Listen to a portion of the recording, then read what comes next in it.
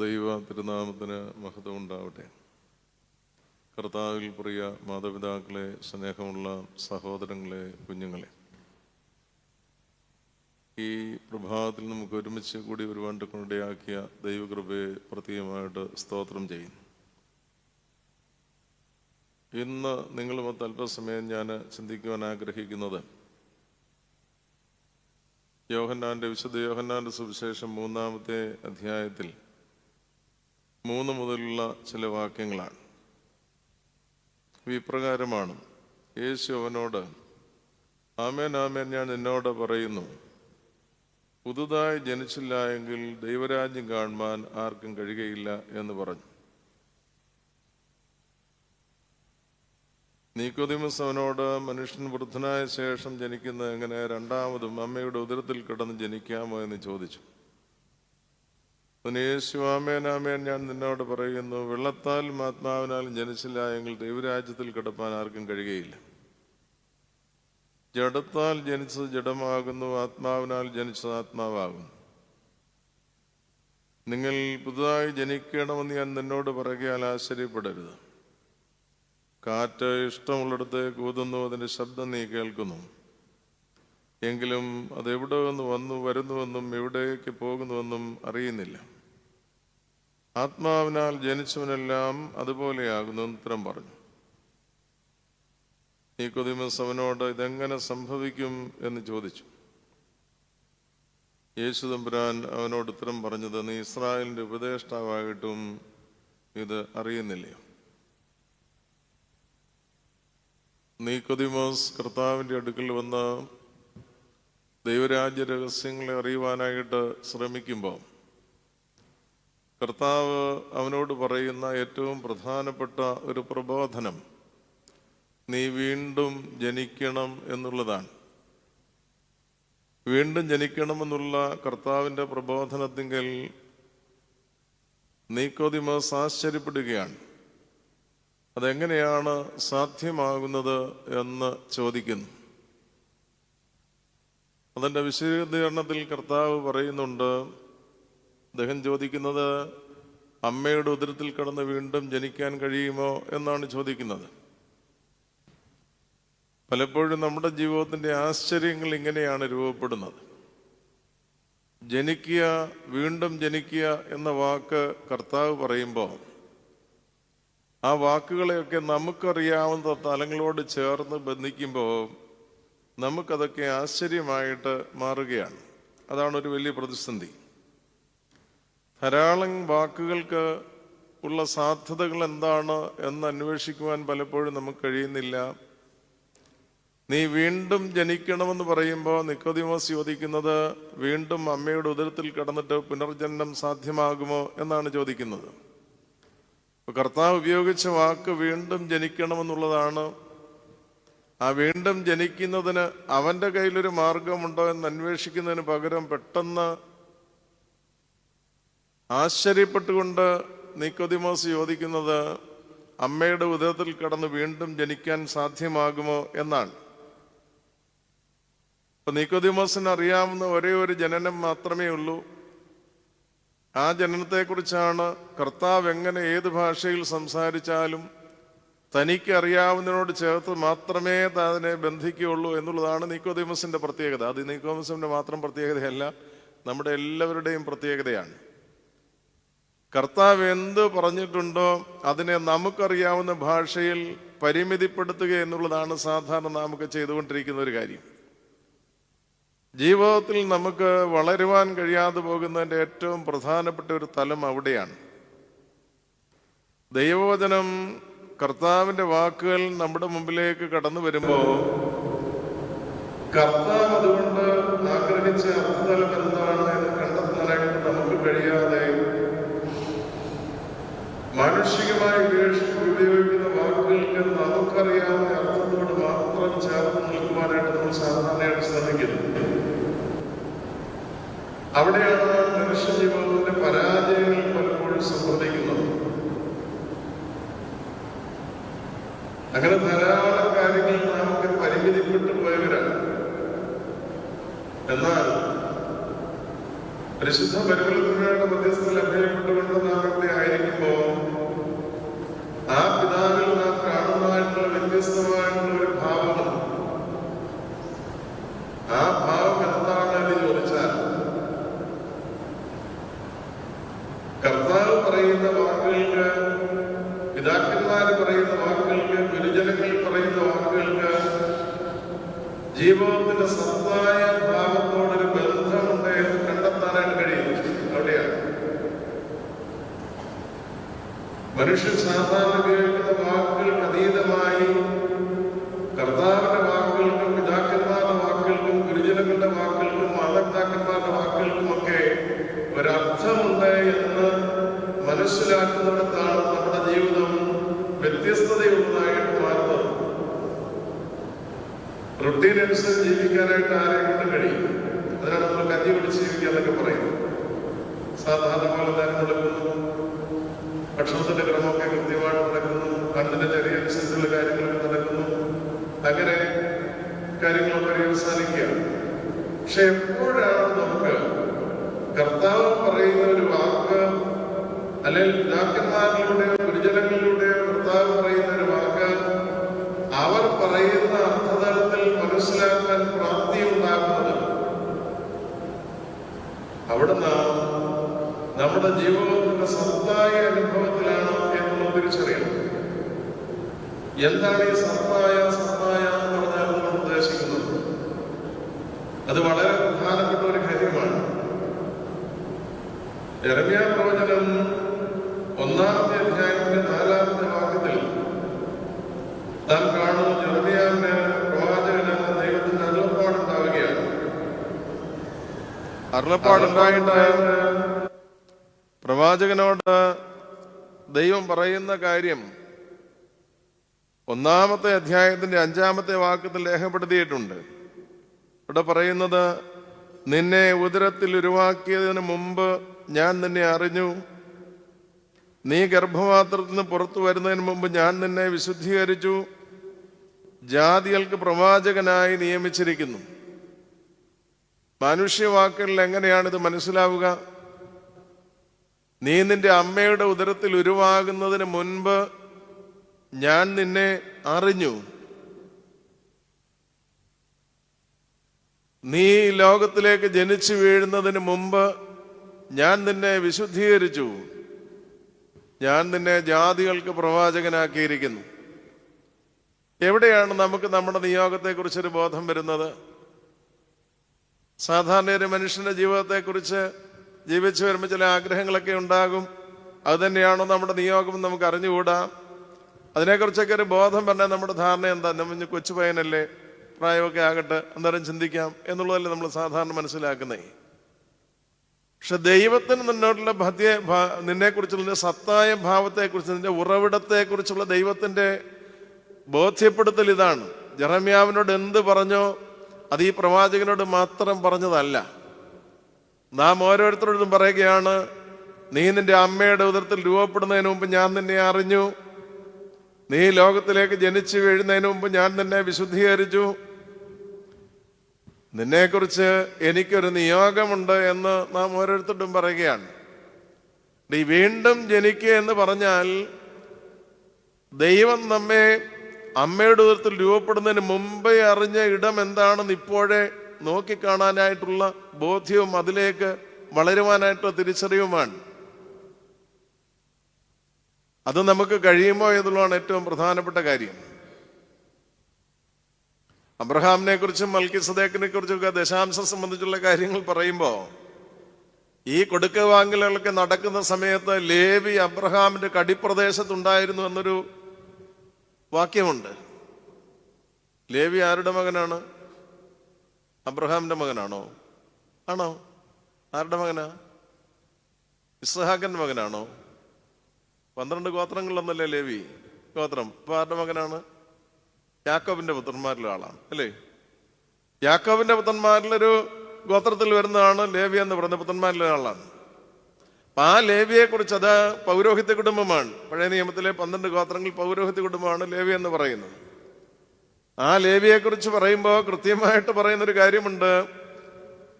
മൽക്കീസേദെക്ക് അബ്രഹാമുമായിട്ടുള്ള കൂടിക്കാഴ്ച നടക്കുമ്പോഴും അവരുടെ കൊടുക്കവാങ്ങൽ നടക്കുമ്പോഴും ലേവി അബ്രഹാമിൽ ഉൾക്കൊണ്ടിരുന്നു. മനസ്സിലായില്ലേ? അബ്രഹാമിലെ ഉൾക്കൊണ്ടിരുന്നുള്ളോ? അത് പോയി എവിടെ വരെ ചെല്ലും? അത് പുറമോട്ട് പോയാൽ സൃഷ്ടിയുടെ ആരംഭത്തിലുള്ള ദൈവത്തിന്റെ ഒരു മാസ്റ്റർ പ്ലാൻ ഉണ്ടല്ലോ, നമ്മളൊക്കെ അതിൽ ചെന്ന് പെടും. മനസ്സിലായോ? അപ്പൊ ദൈവത്തിന്റെ മാസ്റ്റർ പ്ലാൻ സൃഷ്ടിയുടെ ആരംഭത്തിലുള്ളപ്പോ നമ്മൾ ഓരോരുത്തരും ഈ 21-ാം നൂറ്റാണ്ടിൽ ജീവിക്കുന്ന നാം ഓരോരുത്തരും ദൈവത്തിന്റെ മാസ്റ്റർ പ്ലാനിൽ ചെന്ന് വിടുന്നു. അപ്പൊ ഇവിടെ നിന്ന് തിരിച്ചങ്ങോട്ടും നോക്കാനായിട്ട് കഴിയുമ്പോഴാണ് നമുക്ക് വാസ്തവത്തിൽ നമ്മളിപ്പോ എങ്ങോട്ടാ നോക്കുന്നത്? ഇപ്പൊ നമ്മൾ നോക്കുന്ന ഈ മണ്ണിലോട്ടാണ്. അങ്ങേയറ്റം ഈ നഗ്നനേത്രങ്ങൾ കൊണ്ട് കാണാൻ കഴിയുന്ന എക്സ്റ്റന്റ് വരെയാണ് നമ്മൾ നോക്കുന്നത്. എന്തിനാണ് അങ്ങനെ നോക്കുന്നത്? ഏതെങ്കിലും തരത്തിൽ ഈ കിട്ടിയിരിക്കുന്ന 50, 60, 70, 100 എങ്ങനെങ്കിലും തീർക്കണം. മനസ്സിലായില്ലേ? കുറച്ച് ആർജിക്കണം, കുറച്ച് കൊയ്ത്തൊക്കെ നടത്തണം, കുറച്ച് ആർജിക്കണം, കുറച്ച് കൂട്ടി വെക്കണം, കുറച്ച് മക്കൾ കൊടുക്കണം, കുറച്ച് അനുഭവിക്കണം. ഇതിനപ്പുറം ജീവിതത്തിന്റെ സത്തായ ഭാവത്തെക്കുറിച്ച്, ജീവനെക്കുറിച്ച്, എൻ്റെ ജീവൻ എവിടുന്നാണ് ആരംഭിക്കുന്നത് എന്നതിനെക്കുറിച്ച് കാര്യമാത്രമായ ബോധ്യങ്ങളൊന്നും നമുക്കില്ല. ലേവിയെ കുറിച്ച് പറയുമ്പോൾ അബ്രഹാമിന്റെ കടിപ്രദേശത്ത് എന്നല്ല, അതിനും പുറകോട്ട് ലേവിയെ കുറിച്ച് പറയാൻ പറ്റും. നമുക്കറിയാമല്ലോ, ഒരു വലിയ കെട്ടിടം പണിയാനൊരു ആർക്കിടെക്ട് അതിൻ്റെ ഡിസൈനൊക്കെ പ്ലാൻ ചെയ്യുമ്പോൾ അത് 15 നില കെട്ടിടമാണെങ്കിൽ ആ ആർക്കിടെക്റ്റിന്റെ മനസ്സിൽ 15 നിലയുടെ അടിസ്ഥാനമിടണം.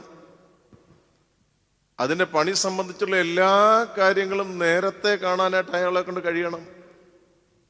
എന്തെല്ലാം കാര്യങ്ങൾ അതിൽ ഉൾപ്പെട്ടിരിക്കുന്നോ, നിസ്സാര കല്ല് പോലും ഓരോന്നും ഏത് സ്ഥാനത്ത് വരും, എത്ര സൈസിൽ വരും എന്നൊക്കെ ഉള്ളത് വളരെ കൃത്യമായിട്ട് കാണാനായിട്ട് അയാളെ കൊണ്ട് കഴിയും. ഈ സൃഷ്ടിയുടെ ആർക്കിടെക്റ്റ് ആയിരിക്കുന്ന കർത്താവ്, ദൈവം സൃഷ്ടിയുടെ ആരംഭത്തിൽ ഈ ലോകത്തിന്റെ അവസാനം വരെയുള്ള എല്ലാ കാര്യങ്ങളും ഡിസൈൻ ചെയ്തിരിക്കുകയാണ്. അതിൽ ഞാനും നിങ്ങളുമൊക്കെ ഉൾപ്പെട്ടിരിക്കുന്നെന്ന് മനസ്സിലായില്ലേ? ഞാനും നിങ്ങളുമൊക്കെ ഉൾപ്പെട്ടിരിക്കുന്നു. അപ്പൊ നീ വീണ്ടും ജനിക്കണം എന്ന് പറഞ്ഞാൽ നിന്റെ ജീവൻ എവിടെ നിന്ന് ആരംഭിച്ചിരിക്കുന്നു? എത്ര സൗന്ദര്യമുള്ള ഒരു കാര്യമാണത്. നമ്മൾ ജീവിതത്തിന്റെ സൗന്ദര്യത്തെക്കുറിച്ച് കാണുന്നത് ഇവിടെ കുറെ പഠിക്കുക, ഇവിടെ വളരുക, ഇവിടെ കുറെ അധ്വാനിക്കുക, കുറെ പണമുണ്ടാക്കുക, നല്ല കെട്ടിടങ്ങളൊക്കെ വെക്കുക, നല്ല വാഹനം ഉപയോഗിക്കുക. ഇതൊക്കെ കഴിയുമ്പോൾ ജീവിതത്തിന് മനോഹാരിതയുണ്ടെന്ന് നമ്മൾ തെറ്റിദ്ധരിക്കുകയാണ്. ഒരു മനോഹാരിതയില്ല,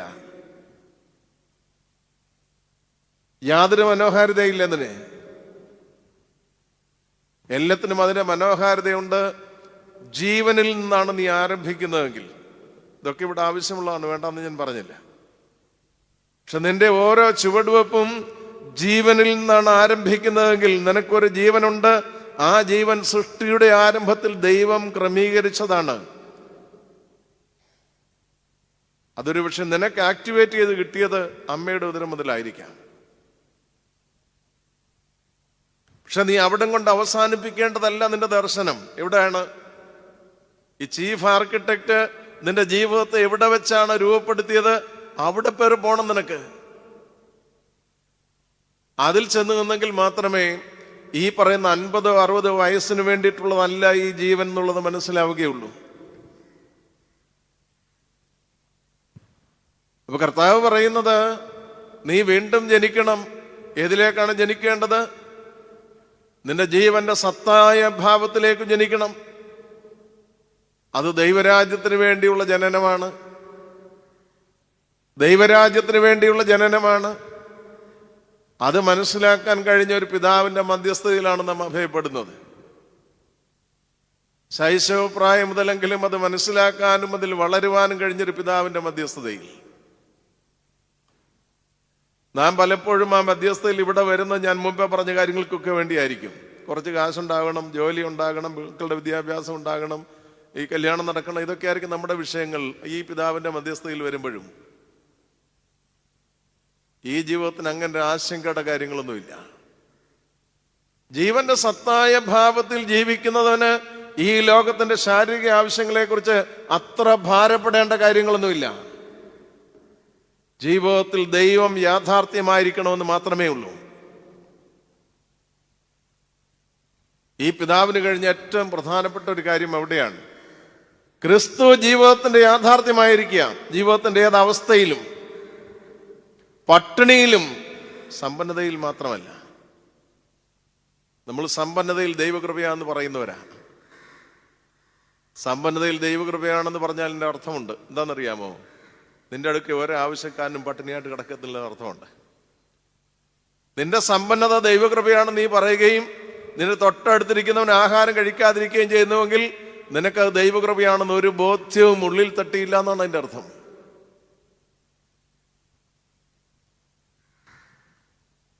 നമ്മുടെ കൊട്ടാര സമാനമാകുന്ന സ്വപ്നങ്ങളൊക്കെയാണ് ദൈവം നിവർത്തിച്ചു തരേണ്ട ദൈവകൃപയുടെ സമ്പന്നത എന്ന് ആരും ദയവായി തെറ്റിദ്ധരിക്കരുത്. ദൈവകൃപയുടെ സമ്പന്നത എന്ന് പറയുന്നത് നിന്നിൽ ജീവനുണ്ട് എന്ന് നിന്റെ ജീവിതം കൊണ്ട്, നിന്റെ പ്രവൃത്തി കൊണ്ട്, അടുത്തു നിൽക്കുന്നവനോടുള്ള നിന്റെ മനോഭാവം കൊണ്ട് നീ തെളിയിക്കേണ്ടിയിരിക്കുന്നു എന്നുള്ളതാണ് ഏറ്റവും പ്രധാനപ്പെട്ട കാര്യം.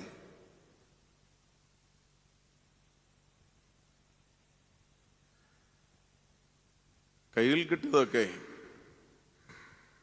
മുമ്പിലുണ്ടായിരുന്ന വൈദികർക്കും ശമ്മാശന്മാർക്കൊക്കെ കൊടുത്ത് നല്ലപോലെ അരമുറുക്കി കുത്തി പട്ടിണി കിടന്നൊരു പിതാവ് ദൈവകൃപയുടെ സമ്പന്നത അനുഭവിച്ചയാളാണ്. ഇന്ന് നാം ഉപയോഗിക്കുന്ന ദൈവകൃപ എന്നൊക്കെ പറയുന്നത് എനിക്ക് പലപ്പോഴും തോന്നിയിട്ടുണ്ട് അതൊരു അലക്ഷ്യമാണ്. വാസ്തവത്തിൽ ആ വാക്കിനോടുള്ള, ദൈവകൃപ എന്ന വാക്കിനോടുള്ള അലക്ഷ്യമായൊരു ഭാവത്തിലാണ് നാം പലപ്പോഴും ദൈവകൃപ എന്ന് പറയുന്നത്. ഇപ്പൊ കർത്താവ് പറയുകയാണ്, വീണ്ടും ജനിക്കണം. അമ്മയുടെ ഉദരത്തിൽ കടന്നിട്ടല്ല, ആദ്യം നീ വീണ്ടും ജനിക്കുവാനായിട്ടുള്ള ഒരു തലത്തിലേക്ക് വരുന്ന ബോധ്യത്തിലേക്കാണ്. എന്താണ്? ഇങ്ങനെ ഒരു ഉത്ഭവസ്ഥാനം, ഒരു ഉറവിടം എനിക്കുണ്ട്. ആ ഉറവിടമെന്ന് പറയുന്നത് സൃഷ്ടികർമ്മത്തിൽ ദൈവത്തിൽ നിന്ന് ആരംഭിക്കുന്നതാണ്. അവിടേക്കൊരു തിരിച്ചുപോക്കുണ്ട് എനിക്ക്. അത് നമ്മൾ പല വാക്കും ഉപയോഗിക്കും. ലോകാവസാനമെന്നോ കർത്താവിൻ്റെ രണ്ടാമത്തെ വരവെന്നോ എന്തോ ആയിക്കോട്ടെ. പക്ഷെ അത് അന്ന് സംഭവിക്കേണ്ട കാര്യമല്ല, ഇപ്പോൾ തന്നെ അനുഭവത്തിലായി വളർന്നുകൊണ്ടിരിക്കേണ്ട കാര്യമാണ്. ആ ദൈവരാജ്യ അനുഭവത്തിലായി കൃത്യമായി വളർന്നുകൊണ്ടിരിക്കേണ്ട ജീവന്റെ തുടിപ്പുള്ള സൗന്ദര്യമുള്ള ഒരു ജീവിതത്തെ നാം ജീവിക്കുന്ന ചുറ്റുപാടുകളിൽ ഭംഗിയായി അവതരിപ്പിക്കുക എന്നുള്ളതാണ് ഈ ജീവിതത്തിന്റെ ലക്ഷ്യം.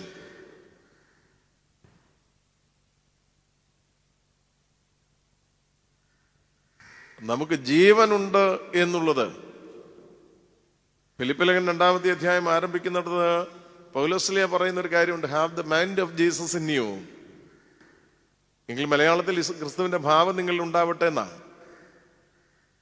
ഇവിടെ പറയുന്ന ഓരോരുത്തൻ മറ്റുള്ളവനെ തന്നേക്കാൾ ശ്രേഷ്ഠനെന്നൊക്കെ പറയുന്നുണ്ട്. ഇത് ജീവന്റെ തുടിപ്പ് നിലനിൽക്കുന്നവന്റെ പ്രത്യേകതകളാണ് ഈ പറയുന്നത്. ക്രിസ്തുവിന്റെ ഭാവം, ക്രിസ്തുവിന്റെ മനസ്സ് നിന്നിൽ ഉണ്ടാവുക. ഈ ക്രിസ്തുവിന്റെ മനസ്സ് നമ്മിൽ ഉണ്ടായിക്കഴിഞ്ഞാൽ ഏറ്റവും പ്രധാനപ്പെട്ട ഒരു കാര്യം, നമുക്ക് നമ്മെക്കുറിച്ച് വലിയ ആശങ്ക ഉണ്ടാവില്ല എന്നുള്ളതാണ്. നിനക്ക് നിന്നെക്കുറിച്ച് ഒരു ആശങ്ക ഇന്ന് ജീവിതത്തിൽ ഉണ്ടെങ്കിൽ ക്രിസ്തുവിന്റെ ഭാവത്തിലേക്ക് നാം വളർന്നിട്ടില്ല എന്നുള്ളതാണ് അതിൻ്റെ അർത്ഥം. ജീവിതത്തിൽ ആശങ്കകൾ പേർന്നുവെങ്കിൽ ക്രിസ്തു ജീവിതത്തിൽ യാഥാർത്ഥ്യമായിട്ടില്ല എന്നുള്ളത് തന്നെയാണ് എൻ്റെ അർത്ഥം. അതിന് വേറൊരർത്ഥമില്ല. ക്രിസ്തുവിന്റെ മനസ്സ് നിന്നിൽ ഉണ്ടാവുമെങ്കിൽ ജീവിതത്തെക്കുറിച്ച് ആശങ്കകളുടെ കാര്യമില്ല. ഏത് വിഷയത്തിലും ആശങ്കകളുടെ കാര്യമില്ല. നമ്മുടെ ജീവിതത്തിന്റെ ആശങ്കകളൊക്കെ ക്രിസ്തു ബന്ധത്തിൽ നമ്മൾ ഇറങ്ങിപ്പോകേണ്ടതാണ്. വെള്ളം കൊണ്ടും ആത്മാവ് കൊണ്ടും ജനിക്കുന്ന ഒരു മനുഷ്യന് വെള്ളം കൊണ്ടും ആത്മാവ് കൊണ്ടും ജനിക്കുന്നതിന് മുമ്പുണ്ടായിരുന്ന ആശങ്കകളും ജീവിതത്തിന്റെ വൈകല്യങ്ങളും മാത്രമാണ് ഇപ്പോഴും സത്തായിട്ടുള്ളതെങ്കിൽ പിന്നെ എന്ത് ജീവനാണ് കരഗതമാകുന്നത്? എന്താണ് പ്രത്യേകത നമ്മിലുള്ളത്? ക്രിസ്തുവിൽ വീണ്ടും ജനിച്ചിട്ടില്ലാത്ത മറ്റൊരു മനുഷ്യന്റെ ജീവിതത്തിന്റെ ആകുലതകളും പരിമിതികളും പേറിയാണ്, അല്ല അതിലും കഷ്ടതമായിട്ടുള്ള പരിമിതികൾ പേറിയാണ് നാം ജീവിക്കുന്നതെങ്കിൽ ക്രിസ്തുവിലുള്ള ജീവന്റെ എന്ത് മൂല്യമാണ് ഈ തലമുറയ്ക്ക് കൊടുക്കുവാൻ നമ്മുടെ കയ്യിൽ ഉണ്ടാവുക? അതുകൊണ്ട് വ്യത്യസ്തരായേ പറ്റൂ. ആ വ്യത്യസ്തരാകുന്നത് ക്രിസ്തുവിന്റെ ഭാവം എങ്ങനെ നമ്മിൽ മറ്റുള്ളവരിലേക്ക് സന്നിവേശിക്കപ്പെടുന്നു എന്നതിനെ ആശ്രയിച്ചാണ്. നിക്കോദീമസിനോട് കർത്താവ് പറഞ്ഞു, നീ വീണ്ടും ജനിക്കണം, വെള്ളം കൊണ്ടും ആത്മാവ് കൊണ്ടും ജനിക്കണം. വെള്ളം കൊണ്ടും ആത്മാവ് കൊണ്ടും ജനിക്കുക. വേദപുസ്തകത്തിൽ പരിശുദ്ധാത്മാവിന് അല്ലെങ്കിൽ ദൈവത്വത്തിന് വ്യത്യസ്തങ്ങളായിട്ട് ചില ഭാവങ്ങളും റെപ്രസന്റേഷൻസ് ഒക്കെ പറയുന്നുണ്ട്. അതിലൊന്ന് വെള്ളമാണ്, മറ്റൊന്ന് കാറ്റാണ്. നമുക്കറിയാം 12 ശ്ലീഹന്മാരുടെ മേൽ കർത്താവ് ഊതി അവരോട് നിങ്ങൾ പരിശുദ്ധാത്മാവിനെ പ്രാപിപ്പെന്ന് പറഞ്ഞിട്ട് എന്ത് ചെയ്തു? അവരുടെ മുഖത്ത് ഊതി കാറ്റ്. മറ്റൊന്ന് അഭിഷേക എണ്ണയാണ്, പിന്നൊന്ന് അഗ്നിയാണ്. ഇതൊക്കെ ദൈവത്തിന്റെ പ്രതീകങ്ങളായിട്ട് തിരുവചനത്തിൽ നമ്മൾ കാണുന്നുണ്ട്. നമ്മുടെ മാമോദീസ പരിശോധിച്ച് നോക്കിയാൽ, നമ്മെ വീണ്ടും ജനിപ്പിക്കുന്ന മാമോദീസ പരിശോധിച്ച് നോക്കിയാൽ കൃത്യമായി നമുക്ക് കാണാൻ കഴിയുന്നത് ഈ പരിശുദ്ധാൽ പ്രതീകങ്ങളായിരിക്കും 4 കാര്യങ്ങൾ സമ്മേളിക്കുന്നുണ്ട് ഇതിൽ. മാംസത്തൊട്ടിലെ വെള്ളമുണ്ട്, കർത്താവ് ശ്ലീഹന്മാരുടെ മേൽ ഊതിയതുപോലെ കാർമികൻ ഈ സ്നാനാർത്ഥിയുടെ മുഖത്ത് ഊതി. അതുപോലെ തന്നെ വിശുദ്ധ മൂറോന്റെ അഭിഷേകമുണ്ട്. പൂർത്തീകരണമായിട്ട് കർത്താവിന് തിരുശരീരങ്ങളാകുന്ന അഗ്നി നൽകിയാണ് വിടുന്നത്. അപ്പൊ വീണ്ടും ജനിക്കുമ്പോൾ പരിശുദ്ധാത്മാവിന്റെ പ്രതീകങ്ങളായിരിക്കും 4 കാര്യങ്ങളും ഒരുമിച്ച് മാമോദീസായിൽ സമ്മേളിക്കുന്നു.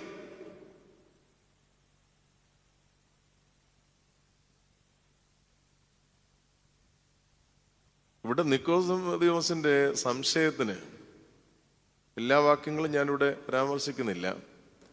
നിക്കോദീമോസിന്റെ സംശയത്തിന് കർത്താവ് പറയുന്ന വളരെ പ്രധാനപ്പെട്ട ഇതെങ്ങനെ സംഭവിക്കുമെന്നൊരു ചോദ്യമുണ്ട്. എങ്ങനെ സംഭവിക്കും? പിന്നെ കർത്താവ് പറഞ്ഞൊരു മറുപടി വളരെ ശ്രദ്ധേയമായിട്ടുള്ളതാണ്. കർത്താവ് പറഞ്ഞു, കാറ്റ് ഇഷ്ടമുള്ളിടത്തേക്ക് ഊതുന്നു, അതിൻ്റെ ശബ്ദം നീ കേൾക്കുന്നു, പക്ഷെ അത് എവിടെ നിന്നാണ് വന്നത്? Whence it comes and where it goes nobody knows, so also being born of the spirit എന്നാണ് പറയുന്നത്. കാറ്റ് എവിടെ നിന്നാണ് വരുന്നത്? നമുക്ക് ആർക്കെങ്കിലും തിട്ടമുണ്ടോ? ഉണ്ടോ? കാറ്റ് എങ്ങോട്ടാ പോകുന്നതെന്ന് ആർക്കെങ്കിലും തിട്ടമുണ്ടോ? ഉണ്ടോ? പക്ഷെ കാറ്റ് നമുക്ക് അനുഭവേദ്യമാകുന്നുണ്ട്, ഇല്ലയോ? അന്തരീക്ഷത്തിൽ കാറ്റടിക്കുമ്പോൾ കാറ്റ് നമുക്ക് അനുഭവം, നമ്മൾ നല്ലപോലെ ഉഷ്ണിച്ച് നിൽക്കുകയാണെങ്കിൽ നമുക്കൊരു ശാന്തത അതുകൊണ്ട് കിട്ടും കാറ്റ് ശരീരത്തിൽ അടിക്കുമ്പോൾ. പക്ഷെ ഇത് എവിടെ നിന്നാണ് വന്നത്? എവിടേക്കാണ് പോകുന്നത്? അതെനിക്ക് സ്വാന്തനമായി എങ്ങനെയാണ് ഇതിൽ പ്രവർത്തിക്കുന്നത്? ഇതുപോലെ നമുക്കറിയാമോ? കാറ്റടിച്ച സമാധാനം ഉണ്ടാവും നമുക്കറിയാം. ഹൗ ഇറ്റ് ആക്ട്സ്, എങ്ങനെയാണ് ഇത് പ്രവർത്തിക്കുന്നത് അവർക്ക് പറഞ്ഞുകൂടാ. നമ്മൾ തിയറിയൊക്കെ ഉണ്ടാക്കും. പരിശുദ്ധാത്മാവിൽ ജനിക്കുന്നവൻ ഇതുപോലെയാകുന്നു എന്ന് കർത്താവ് പറയുക. ചിലരൊക്കെ പരിശുദ്ധാത്മാവിൽ ജനിക്കുന്നതിനെ കുറിച്ച് പറയുന്നതെന്നെ അറിയാമോ? പണ്ട് ഇപ്പം അത്രയും കേൾക്കുന്നില്ല. പണ്ടൊക്കെ പറയുന്നത് ഇത്രാം ആണ്ട് ഇത്രാം മാസം ഇത്രാം തീയതി ഞാനങ്ങ് ജനിച്ചു. എന്താ? ഞാൻ കർത്താവിനെ ഏറ്റു പറഞ്ഞു, അപ്പോൾ ഞാൻ ജനിച്ചു, അതുകൊണ്ട് ഈ കുഞ്ഞുങ്ങൾക്കൊക്കെ ഇത് മാമോസം എടുക്കുന്നത് നിരർത്ഥകമാണ് എന്നൊക്കെ പറയുന്ന ആളുകളുണ്ട്. നമ്മുടെ ധാരണ ഈ ജെറമ്യാവ് കർത്താവിനോട് പറഞ്ഞൊരു കാര്യമുണ്ട്, എന്നറിയാമോ? ദർശനം കൊടുത്തു കഴിഞ്ഞിട്ട് യെരമ്യാവിനോട് പറയുകയാണ്, നീ പോണം. എന്തുവാ? എന്താ അവനോട് പറഞ്ഞേ? നീ അമ്മയുടെ ഉദരത്തിൽ ഉരുവാകുന്നതിന് മുമ്പ് ഞാൻ നിന്നെ അറിഞ്ഞു, അമ്മയുടെ ഉദരത്തിൽ ജനിക്കുന്നതിന് മുമ്പ് നിന്നെ ഞാൻ വിശുദ്ധീകരിച്ചു, ഞാൻ നിന്നെ ജാതികൾക്ക് പ്രവാചകനാക്കിയിരിക്കുന്നു, നീ പോണോന്ന് പറഞ്ഞപ്പോൾ പുള്ളി പറഞ്ഞെന്നറിയാമോ? എനിക്ക് സംസാരിക്കാൻ ശീലമില്ലാത്ത, ഭാഷ അറിയാത്ത ഒരു ബാലനാണ് ഞാൻ. വാക്സാമർഥ്യമില്ലാത്ത, വേണ്ടതുപോലെ സംസാരിക്കാൻ അറിയാത്തൊരു ബാലനാണ് ഞാൻ എന്നാണ് പറയുന്നത്. ഇപ്പൊ കർത്താവ് എന്താ പറഞ്ഞേ? നീ അങ്ങനെ പറയാൻ പാടില്ല. അയക്കുന്ന ആരാണ്? ഞാനാണ് അയക്കുന്നതെങ്കിൽ നിന്റെ എല്ലാ പരിമിതികളും ഞാൻ കൂടെ ഇരുന്ന് പരിഹരിക്കും. അപ്പൊ ബാലനെ പ്രവാചകനായിട്ട് അയക്കാൻ കൊള്ളാമോ? അവൻ സ്വയം ദൈവത്തോട് പറയുകയാണ്, ഞാൻ ബാലനാണ്. ദൈവം പറഞ്ഞ് ഞാൻ കൂടെ ഇരുന്ന് ഉദരത്തിൽ വെച്ച് ഞാൻ വിശുദ്ധീകരിച്ച നീ ബാലനാണെന്ന് പറഞ്ഞ് പിന്മാറാൻ പറ്റുമോ? നീ പോയേ മതിയാകൂ. മാമോദിസായ്ക്ക് നമ്മുടെ കുഞ്ഞുങ്ങളെ കൊണ്ടുവരുന്നതിനെ കുറിച്ച് പലപ്പോഴും പലരും പറയും, ചോദിക്കും, 8 പൊട്ടും തിരിയാത്ത കൊച്ചിനെ കൊണ്ടാണോ മാമോദിസായ്ക്ക് വരുന്നത്? ശരിയാ? അമ്മയെന്നോ അപ്പനെന്നോ എല്ലാം വിളിക്കുന്നുണ്ടോ? നമ്മുടെ സാധാരണ മാമോദിസ നടക്കുന്ന എത്ര കാലത്തിനുള്ളില്ല? 2 മാസത്തിനുള്ളിലുള്ള കുഞ്ഞുങ്ങളെയാണ് നമ്മൾ സാധാരണ മാമോദിസ വെക്കുന്നത്. അതിനെക്കുറിച്ച് പലരും പറഞ്ഞത് 8 പൊട്ടും തിരിയാത്ത കൊച്ചെന്നാ പറയുന്നത്. അപ്പൊ ഞാൻ സാധാരണ മാമോദിസയ്ക്ക് വരുന്ന മാതാപിതാക്കളോട് ചോദിക്കും, അമ്മയെന്ന് വിളിക്കാൻ തുടങ്ങിയോ, അപ്പൻ എന്ന് വിളിക്കാൻ തുടങ്ങിയോ? അപ്പൊ അവരെടുത്തായി പറയും, ഇല്ല എന്ന് പറയും. മനസ്സിലായില്ലേ? അപ്പൊ നമ്മുടെ ധാരണ എന്താ? മുമ്പേ പറഞ്ഞ പോലെയാണ്. വീണ്ടും ജനിക്കണമെന്ന് കർത്താവ് പറഞ്ഞപ്പോ നിക്കോദിമസ് ചോദിച്ച പോലെയാണ്. അപ്പൊ അമ്മയെന്ന് വിളിക്കണമെങ്കിൽ ഈ വാക്ക് ഉപയോഗിച്ച് വിളിച്ചെങ്കിലേ ആകുമെന്നാണ് അവരുടെ ധാരണ. മനസ്സിലായില്ലേ? അപ്പനെന്നും അമ്മയെന്ന് വിളിക്കുന്നത് നമ്മുടെ ഈ സംസാര ഭാഷ ഉപയോഗിച്ച് വിളിച്ചെങ്കിലേ ആകുമെന്നാണ്. ഇപ്പൊ ഞാൻ അവരോട് ചോദിക്കുക, കുഞ്ഞ് മലക്കടെ കിടന്ന് കരയുകയാണ്, അമ്മ അടുക്കളയിൽ ജോലി ചെയ്തുകൊണ്ടിരിക്കുക, ഉറക്കെ കരയുമ്പോൾ അമ്മ വന്നൊരു ഉമ്മ കൊടുത്തിട്ട് ഇടകൂട്ടാൻ മിണ്ടാതിരിക്കാൻ പറഞ്ഞാൽ കൊച്ചെന്ത് ചെയ്യും? എന്ത് ചെയ്യും? മിണ്ടാതിരിക്കും. അന്നേരം ഭീകര ഗീവറിസ് ചെന്നിട്ട് ഒരു ഉമ്മ കൊടുത്തും ജടാകൂട്ടാൻ മിണ്ടാതിരിക്കാൻ പറഞ്ഞാൽ കൊച്ചെന്ത് ചെയ്യും? എന്നെ ചെയ്യും? 10 മടങ്ങ് ഉറക്കെ കരയും. കരയുമോ? ഉറപ്പാണോ? അപ്പൊ എൻ്റെ അമ്മ ആരാണ്? എൻ്റെ സ്വാതന്ത്ര്യം നൽകുന്ന ആരാണ്? ഞാൻ കരഞ്ഞ വിളി കേൾക്കുന്ന എൻ്റെ അമ്മ ആരാണ് തിരിച്ചറിയാവുന്ന കൊച്ചിന്റെ പേരാണ് 8 പൊട്ടും തിരിയാത്തതെന്ന്. ആണോ? ആണോ? നമ്മുടെ പിള്ളേർ 8 പൊട്ടും തിരിയാത്ത ഇപ്പൊ ആകുന്ന 12 വയസ്സാകുമ്പോഴേ ഇങ്ങോട്ട് വാടാന്ന് പറയുമ്പോൾ അങ്ങോട്ട് പോകുന്നേ. 8-ാം സങ്കീർത്തനത്തിന്റെ 2-ാമത്തെ വാക്യത്തിൽ പറയുന്നൊരു കാര്യമുണ്ടേ, ദൈവത്തിന്റെ വൈരികൾ നിമിത്തം ശത്രുവിനെയും പകയനെയും മിണ്ടാതാക്കുവാൻ അവൻ ശിശുക്കളുടെയും മുല കുടിക്കുന്നവരുടെയും വായിൽ നിന്ന്, മുല കുടിപ്പിക്കുന്നവരുടെ അല്ല, ശിശുക്കളുടെയും മുല കുടിക്കുന്നവരുടെയും വായിൽ നിന്ന് ദൈവത്തിന് ബലം നിയമിച്ചിരിക്കുന്നു എന്ന് പറയുകയാണ്. ശിശുക്കൾ എന്ന് പറഞ്ഞാൽ അപ് ടു 12 years, 12 വയസ്സ് വരെയാ. മുല കുടിക്കുന്ന പ്രായം എവിടെ വരെയാ? പണ്ട് 2 വയസ്സ് വരെ ആയിരുന്നു. ഇപ്പൊ അമ്മയ്ക്ക് നേരമില്ലാത്തതുകൊണ്ട് ചിലര് പ്രസവിച്ചിട്ട് ഏൽപ്പിച്ചിട്ട് പോകുന്നു, മറ്റുകളുടെ നേരം കാലമൊക്കെ അനുസരിച്ച് ചെയ്യുന്നു. ഏതായിരുന്നു 2 വയസ്സിനപ്പുറം പോകുന്നില്ല. മുല കുടിക്കുന്ന കുഞ്ഞിന്റെ വായിൽ നിന്ന് ദൈവത്തിന് ബലം നിയമിച്ചിരിക്കുന്നു. എന്തിനു വേണ്ടിയാ? എന്തിനു വേണ്ടിയാ? ദൈവത്തിന്റെ വൈരിയുടെ വായ അടയ്ക്കാനായിട്ട്. നമുക്കറിയാമല്ലോ, നമ്മുടെ മുമ്പിൽ ഒരു ഉത്തരം കിട്ടിക്കഴിഞ്ഞാൽ സാമാന്യ ബോധമുള്ളവന് ഏത് ചോദ്യത്തിന്റെ ഉത്തരമാണതെന്ന് മനസ്സിലാവില്ലേ? ആവോ? സാമാന്യ ബോധമുള്ള ഒരാൾക്ക് ഒരു ഉത്തരം കിട്ടിയാൽ, നമുക്കറിയാവുന്ന ചോദ്യം കിട്ടിയാൽ ഉത്തരമെന്നുള്ളതാണ് നമുക്കറിയാവുന്നത്. ഞാൻ തിരിച്ചു ചോദിക്കുകയാണ്, അതുമായി ബന്ധപ്പെട്ട് നിൽക്കുന്ന ഒരു വ്യക്തിക്ക് ഒരു ഉത്തരം കണ്ടു കഴിഞ്ഞാൽ ഏത് ചോദ്യത്തിന്റെ ഉത്തരമായിരിക്കും അതെന്ന് മനസ്സിലാവില്ലേ? അപ്പൊ ഇവിടെ മുല കുടിക്കുന്നവന്റെ വായിൽ നിന്ന് ദൈവം ബലം നിയമിക്കുന്നു. എന്തിനാണെന്ന് പറയുന്നേ? അവന്റെ വൈരിയുടെ വായ അടപ്പാനായിട്ട്, ദൈവത്തിന്റെ വൈരിയുടെ വായ അടപ്പാനായിട്ട് മുല കുടിക്കുന്ന കുഞ്ഞിന്റെ വായിൽ നിന്ന് ദൈവം ബലം നിയമിക്കുന്നു എന്ന് പറഞ്ഞാൽ ആ കോണ്ടെക്സ്റ്റിൽ, ആ സന്ദർഭത്തിൽ ദൈവത്തിന്റെ വൈരി ആരാണ്? ചോദ്യം എന്തായിരിക്കും? മുല കുടിക്കുന്ന കുഞ്ഞിന് ദൈവത്തെ സ്തുതിപ്പാൻ കഴിയില്ല എന്ന് പറയുന്നവനാണ് ആ കോണ്ടെക്സ്റ്റിൽ ദൈവത്തിന്റെ വൈരി. അതിന് 25 വയസ്സുകാരന്റെ സ്തുതിപ്പ് സ്വീകരിച്ചിട്ട് കാര്യമുണ്ടോ? ഉണ്ടോ? ആരുടെ സ്തുതിപ്പ് തന്നെ സ്വീകരിക്കണം? മുല കുടിക്കുന്നവന്റെ വായിലെ സ്തുതിപ്പ് തന്നെ സ്വീകരിക്കണം. മനസ്സിലായില്ലേ? ദൈവം പൊട്ടനായതുകൊണ്ടാണോ അങ്ങനെ ചെയ്യുന്നത്? ആണോ? മുല കുടിക്കുന്ന കുഞ്ഞിന്റെ സാധ്യത അറിയാവുന്ന ആർക്കാണ്? ദൈവത്തിന് അറിയാവുന്നത്. മനസ്സിലായില്ലേ? യോഹന്നാൻ അമ്മയുടെ ഉദരത്തിൽ കിടക്കുന്നു, കന്യാമറിയാമിന്റെ ഉദരത്തിൽ കർത്താവ് കിടക്കുന്നു. ഈ മാതാക്കൾ തമ്മിലുള്ള സംയോജനത്തിൽ മറുവശത്ത് മാതാവിന്റെ ഉദരത്തിൽ കിടക്കുന്ന കർത്തൃ സാന്നിധ്യം അനുഭവിച്ച് യോഹന്നാൻ തന്റെ അമ്മയുടെ ഉദരത്തിൽ തുള്ളിച്ചാടുകയാണ്. എന്ന് പറയുന്നത് യോഹന്നാൻ ആയതുകൊണ്ടാന്ന് പറയും. അല്ല, യോഹന്നാൻ റെപ്രസെന്റേഷൻ മാത്രമാണ്.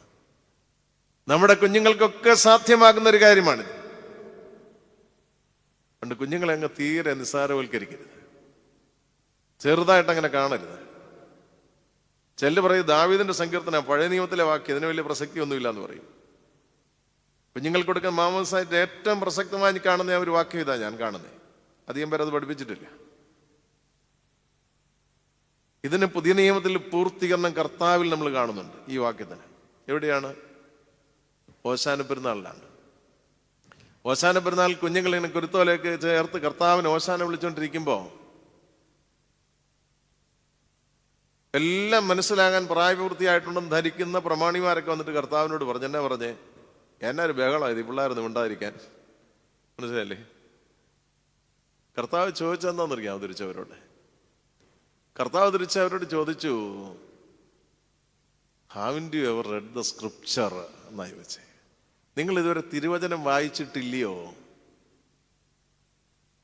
Where it says that God has ordained strength from the mouth of the sucking babes so as to make his enemies still. ശത്രുക്കളുടെ വായടപ്പാനായിട്ട് മുല കുടിക്കുന്നതിന്റെ വായിൽ നിന്ന് ദൈവത്തിന് ബലം നിയമിച്ചിരിക്കുന്നു എന്നുള്ള നിങ്ങൾ ഇതുവരെ വായിച്ചിട്ടില്ലയോ? ഇതിവിടെ പൂർത്തീകരിക്കപ്പെടുകയാണ് എന്ന് കർത്താവ് പറയുകയാണ്. അപ്പോ 8-ാം സങ്കീർത്തനത്തിന്റെ 2-ാം വാക്യം എന്ന് പറയുന്നത് എട്ടും പൊട്ടും തിരിയാത്ത കൊച്ചിന് ദൈവത്തെ അറിഞ്ഞ് മനസ്സിലാകുമെന്നുള്ളത് സങ്കീർത്തനക്കാരൻ്റെ ഒരു വാക്യം മാത്രമല്ല, ക്രിസ്തുവിൽ പൂർത്തീകരണം കണ്ടെത്തിയ ഒരു വാക്യം കൂടെയാണത്, ഒരു വേദഭാഗം കൂടെയാണത്. എന്നിട്ട് കർത്താവ് ഒരു കാര്യം കൂടെ പറഞ്ഞു. എന്താ പറഞ്ഞേ? ഈ കുഞ്ഞുങ്ങൾ മിണ്ടാതിരുന്ന കല്ലുകൾ എല്ലാം മനസ്സിലായോ? നിങ്ങൾക്ക് മനസ്സിലായോ? സഭയ്ക്കൊരു വിശ്വാസമുണ്ട്. എന്താണെന്നറിയാമോ? ഈ കല്ലെന്ന് പറയുന്ന സയന്റിഫിക് കാറ്റഗറൈസേഷൻ അനുസരിച്ച് എവിടെയാ വരുന്നേ? Visible, invisible, living, non living എന്നൊക്കെ പറയത്തില്ലേ? കാണാവുന്നത്, കാണാൻ പാടില്ലാത്തത്, ജീവനുള്ളത്, ജീവനില്ലാത്തത്. അതിലേതിനകത്തായി കല്ല് വരുന്നേ? ഏതിനകത്താ വരുന്നേ? ശാസ്ത്രീയമായിട്ടുള്ള വേർതിരിവ് അനുസരിച്ച് എവിടെയാ വരുന്നേ? ജീവനില്ലാത്തതിനകത്താ വരുന്നത്, അല്ലയോ? കാണാവുന്നതുമാണ്, ജീവനില്ലാത്തതുമാണ്, അല്ലേ? പക്ഷെ നമ്മൾ കർത്താവ് എന്താ പറയുന്നത്? ഈ കുഞ്ഞുങ്ങൾ മിണ്ടായിരുന്നാൽ കല്ലുകൾ ആർത്ത് വിളിക്കും. കല്ലുകൾ ആർത്ത് വിളിക്കണം. എന്താ വേണം അതിന്? ആത്മാവ് വേണം, വേണ്ടേ? തമ്പുരാൻ പറഞ്ഞാൽ കേൾക്കാൻ പ്രാപ്തി വേണം, എങ്കിലേ തിരിച്ച് സ്തുതിക്കാൻ പറ്റുള്ളൂ. അപ്പൊ ദൈവത്തിന്റെ പദ്ധതിയിൽ ദൈവം സൃഷ്ടിക്കപ്പെട്ട ഒന്നും നോൺ ലിവിങ് അല്ല, ജീവനില്ലാത്തതല്ല. മനസ്സിലായില്ലേ? ദൈവം സൃഷ്ടിച്ചിട്ടുള്ള ഒന്നും എന്തല്ല? ജീവനില്ലാത്ത കാറ്റഗറിയിൽ വരുന്നില്ല. നമ്മൾ വളരെ കൃത്യതയോടെ സ്തുതി പറയുന്നുണ്ട്. ആകാശങ്ങൾ ദൈവത്തിന്റെ മഹത്വത്തെ അറിയിക്കുന്നു, ആകാശത്തട്ടുണ്ട് കൈവേലയെ കാണിക്കുന്നു, പകൽ പകലിന് വാക്കിനെ ഉച്ചരിക്കുന്നു, രാത്രി രാത്രിക്ക് അറിവിനെ അറിയിക്കുന്നു. ഇത് വല്ലതും നിശബ്ദതയിലാണോ? ആണോ? ഇതിലെല്ലാം ദൈവത്തിന്റെ പ്രവൃത്തി വെളിപ്പെടുകയും അവ മുഖാന്തരം ദൈവം മഹത്വീകരിക്കപ്പെടുകയും ചെയ്യാണ്. ഇവിടെ എന്താ പറഞ്ഞതിന്റെ അർത്ഥം? കല്ലുകൾ ഇപ്പോഴും ദൈവം പറയുന്നത് കേട്ടുകൊണ്ടിരിക്കുകയാണ്. മനുഷ്യന് ഉദാസീനത കാണിക്കുന്ന പോലെയല്ല, കല്ലുകൾ കർത്താവിനെ സ്തുതിച്ചുകൊണ്ട് തന്നെ ഇരിക്കുകയാണ്. പിന്നെന്താ പറഞ്ഞത്? നിന്റെ ഭാഷയിൽ ഈ കുഞ്ഞുങ്ങൾ സ്തുതിക്കുന്നത് നിനക്ക് അസഹനീയമായി മാറുകയും അത് അവസാനിപ്പിക്കുകയും ചെയ്താൽ അതേ വാക്കിൽ ഈ കല്ലുകൾ ദൈവത്തെ ആർത്തു വിളിക്കുന്ന കേൾക്കേണ്ട ഗതികേട് നിനക്കുണ്ടാകുമെന്നാണ് പറഞ്ഞേ. സൃഷ്ടിയുടെ രഹസ്യം എന്നാന്ന് മനസ്സിലായോ? ദിച്ചറോട് നിങ്ങൾക്ക് മനസ്സിലാകും. പഴയ നിയമത്തിലെ ഒരു കാര്യം പറഞ്ഞാൽ, പഴയ നിയമത്തില് ഒരു കഴുത സംസാരിച്ചായിരുന്നു, അല്ലേ? ആര് പറഞ്ഞിട്ട് സംസാരിച്ചേ? ആരിലുള്ള ബോധ്യത്തിലാണ് സംസാരിച്ചേ? ദൈവബോധ്യത്തിലാണ്. ബിലയാമിന്റെ കഴുത. പലയാവർത്തി ബിലയാം ആരായിരുന്നു? ദൈവത്തിന്റെ പ്രവാചകനായിരുന്നു. പല ആവർത്തി പറഞ്ഞു, നീ പോകേണ്ട വഴി ഇതാണ്. ആർക്ക് മനസ്സിലായില്ല? ആർക്ക് മനസ്സിലായില്ല? ബിലയാമിന് മനസ്സിലായില്ല. ദൈവം നേരിട്ട് പറഞ്ഞിട്ട് ബിലയാമിന് മനസ്സിലായില്ല. പക്ഷെ ദൈവം കഴുതയോട് പറഞ്ഞു. ആർക്ക് മനസ്സിലായി? കഴുതയ്ക്ക്. കഴുത പറഞ്ഞപ്പം ബിലയാമിന് മനസ്സിലായി. പിടികിട്ടിയോ? ഇതാണ് സൃഷ്ടിയുടെ രഹസ്യം. കഴുത പറഞ്ഞപ്പോൾ ബിലയാമിന് മനസ്സിലായി. അതാണ് കർത്താവോട് പറഞ്ഞത്, ഈ കുഞ്ഞുങ്ങൾ ഉണ്ടായിരുന്നാൽ ഈ കല്ലുകൾ ആർത്ത് വിളിക്കുമെന്ന് പറഞ്ഞ രഹസ്യം അതാ. കല്ലുകൾ ആർത്ത് വിളിച്ചുകൊണ്ടിരിക്കുക. അതുകൊണ്ട് ദൈവം ഈ ശിശുവിനോട് പറയുന്നത് അതിന് മനസ്സിലാവുകയും ഈ ശിശു ദൈവത്തെ സ്തുതിക്കുന്ന ദൈവത്തിന് മനസ്സിലാകുകയും ചെയ്താൽ ഇടയ്ക്ക് നിൽക്കുന്ന നമുക്ക് ആ ഭാഷ മനസ്സിലാകുന്നില്ല എന്നുള്ളത് കുഞ്ഞിന്റെ രക്ഷയ്ക്ക് ഒരു തടസ്സമൊന്നുമല്ല. മനസ്സിലായില്ലേ? ഈ കുഞ്ഞ് വാ കൊണ്ട് അമ്മയെന്ന് വിളിക്കുന്നവരെ അമ്മയ്ക്ക് പറയാൻ പറ്റുമോ? നീ എന്നെ വിളിക്കാതെ ഞാൻ അമ്മയായിരിക്കില്ല എന്ന് പറയാൻ പറ്റുമോ? പറ്റുമോ? കുഞ്ഞിന്റെ ഭാഷ അമ്മയ്ക്ക് മനസ്സിലാകുന്നത് വരെ എന്ന് പറഞ്ഞാൽ അമ്മയുടെ ഭാഷയിലേക്ക് കുഞ്ഞ് വരുമ്പോഴാണല്ലോ കുഞ്ഞിന്റെ ഭാഷ അമ്മയ്ക്ക് മനസ്സിലാകുന്നത്. പക്ഷേ യഥാർത്ഥ അമ്മയ്ക്ക് അതിന് മുമ്പേ മനസ്സിലാവും കുഞ്ഞിന്റെ ഭാഷ. കിട്ടിയില്ലേ? അമ്മ പറയാണ്, നീ എന്നെ നാടൻ ഭാഷയിൽ മറ്റോട് വിളിക്കുന്നവരെ 10 വയസ്സുള്ള വിളിക്കുന്നവരെ നീ എന്നെ അമ്മയെന്ന് വിളിച്ച് എനിക്ക് വിശക്കുന്നൊക്കെ പറഞ്ഞിട്ട് ഞാൻ നിനക്ക് ഭക്ഷണം തരുള്ളൂ എന്ന് പറഞ്ഞാൽ അമ്മയെ നമ്മൾ എന്തായിട്ട് കാണണം? വ്യത്യാസം പിടികിട്ടിയോ? അമ്മയാകുന്നത് കുഞ്ഞിന്റെ ഭാഷ മനസ്സിലാവുമ്പോഴാണ്, മനുഷ്യന്റെ ഭാഷയല്ല, സാധാരണ പറഞ്ഞ ഭാഷയല്ല. ഈ കുഞ്ഞിന്റെ ഭാഷ അമ്മയ്ക്ക് മനസ്സിലാകുമ്പോഴാണ് അമ്മയാകുന്നത്. അമ്മമാരൊക്കെ ഓർത്തോണം, നമ്മുടെ ഈ നമ്മൾ പഠിച്ചെടുത്ത ഭാഷയുണ്ടല്ലോ, അതല്ലാതെ പല ഭാഷയിലും കുഞ്ഞുങ്ങൾ നമ്മളോട് സംസാരിക്കും. പല പ്രായത്തിലും സംസാരിക്കും, ശൈശവ പ്രായത്തിൽ മാത്രമല്ല.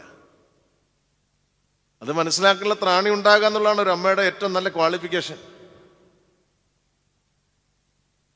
ക്വാളിഫിക്കേഷനിൽ ഒന്ന്.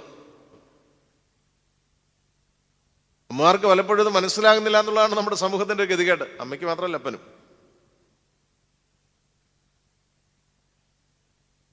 അപ്പോൾ ദൈവരഹസ്യം നാം വിചാരിക്കുന്നത് എത്രയോ വ്യത്യസ്തമാണ്. കർത്താവ് പറഞ്ഞു, ഇവിടെ പലരും പറയുന്നത് ഞാൻ എൻ്റെ എത്രാമത്തെ വയസ്സിൽ ഞാൻ കർത്താവിനെ, മനസ്സിലായില്ലേ? നമുക്ക് 12 വയസ്സാകുമ്പോൾ ഞാൻ പറയുന്ന ഈ ആത്മാവിനൊരു പരിമിതിയില്ല, ശരീരത്തിനാണ് പരിമിതി. കുഞ്ഞിന്റെ ശരീരം വലുതായിക്കൊണ്ടിരിക്കുന്നതനുസരിച്ച് ശരീരത്തിൽ വളർന്നുകൊണ്ടിരിക്കുന്നു. അപ്പൊ അതുകൊണ്ട് വളരെ കൃത്യമായി നമുക്ക് ചില കാര്യങ്ങൾ ജീവിതത്തിൽ ബോധ്യപ്പെടേണ്ടതുണ്ട്. നമ്മളിങ്ങനെ കുറെ 10-25 വർഷമായിട്ട് നമുക്കിഷ്ടമുള്ളൊരു കർത്താവിനെ തിരഞ്ഞെടുത്ത് ഞാൻ അവനെ കർത്താവായിട്ട് പറഞ്ഞ് സ്നാനമേറ്റു എന്നൊക്കെ പറഞ്ഞു കഴിഞ്ഞാൽ അത് നിന്റെ തെരഞ്ഞെടുപ്പാണ്. നീ ആരെ തെരഞ്ഞെടുക്കുന്നു? ദൈവം നിന്നെ തെരഞ്ഞെടുക്കുകയല്ല, നീ ദൈവത്തെ തെരഞ്ഞെടുക്കുകയാണ്. മനസ്സിലായില്ലേ? പ്രായപൂർത്തിയായ ശിഷ്യന്മാരെ തെരഞ്ഞെടുത്തതിന് ശേഷം കർത്താവ് അവരോട് പറഞ്ഞൊരു വാക്കുണ്ട്, എന്താണെന്നറിയാമോ? നിങ്ങൾ എന്നെ തെരഞ്ഞെടുത്തതല്ല, ഞാൻ നിങ്ങളെ, initiative always comes from above, from God. നമ്മുടെ ജീവിതത്തിന്റെ ഉപക്രമം എന്ന് പറയുന്നത് അമ്മയുടെ ഉദരത്തിൽ ഒരു കുഞ്ഞ് രൂപപ്പെടുന്ന അമ്മയോടോ അപ്പനോടോ കുഞ്ഞിനോടോ ചോദിച്ചിട്ടാണോ? ആണോ? 9 മാസം കഴിഞ്ഞ് ലോകത്തിന്റെ വെളിച്ചം കാണാൻ കുഞ്ഞിന് അവസരം കിട്ടുന്നത് ഡോക്ടർ കഴിക്കണമെന്ന് പറഞ്ഞത് കഴിക്കുന്നതുകൊണ്ടും കഴിക്കരുതെന്ന് അമ്മയോട് പറഞ്ഞത് കഴിക്കാതിരിക്കുന്നതും കൊണ്ടാണോ? അതൊക്കെ അതിനകത്ത് ലോകത്തിൽ ബാധകമാണ്, ഇല്ലെന്ന് ഞാൻ പറഞ്ഞില്ല. ഈ ശാരീരിക ലോകത്തിൽ ഇതൊക്കെ ബാധകമായിട്ടുള്ള കാര്യമാണ്. പക്ഷെ അതിനപ്പുറം ദൈവത്തിന്റെ കൃപയാണ് 9 മാസം കഴിയുമ്പോൾ ഈ കുഞ്ഞിനെ ലോകത്തിന്റെ വെളിച്ചം കാണിക്കുന്നത്, അല്ലേ? ആ കൃപയെ തിരിച്ചറിയുന്ന വലിയ അനുഭവം. അതുകൊണ്ട് നാം ഒത്തിരി വാച്ച്മാനി എന്ന് പറയുന്ന ഒരു പ്രോട്ടസ്റ്റന്റ് ചിന്തകനുണ്ട്. അദ്ദേഹത്തിന്റെ സിറ്റ് വോക്ക് സ്റ്റാൻഡ് എന്ന് പറയുന്നൊരു പുസ്തകമുണ്ട്, കൊച്ചു പുസ്തകം. അതിൽ അദ്ദേഹം പറയുന്നൊരു കാര്യമുണ്ട്, Christianity begins not with a big do but with a big done എന്ന്. Christianity begins not with a big do but with a big done.